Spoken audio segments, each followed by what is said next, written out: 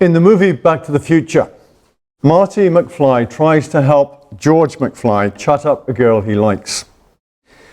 He suggests George introduces himself, then uses the phrase, "I'm your destiny."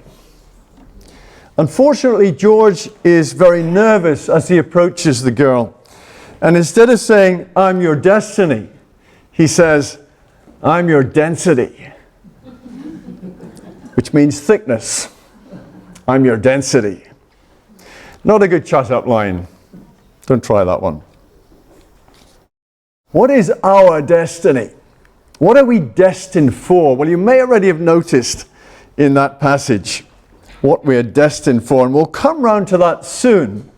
But first, let's put everything into context and remember how rumors were flying around Thessalonica that Paul didn't really love them, that he was essentially in it for the money or the reputation to make a name for himself, but he didn't really care for them. And that's why they said he hadn't been back to visit them again after being run out of town by angry Jews. He didn't care enough to try. But that wasn't the real reason at all. And he has explained in the earlier verses why he hadn't been back yet to see them and to strengthen them. He had tried again and again, he says, but was somehow blocked by Satan. Yet he had an intense longing, his own words, to see them, back in chapter 2, verse 17, I think.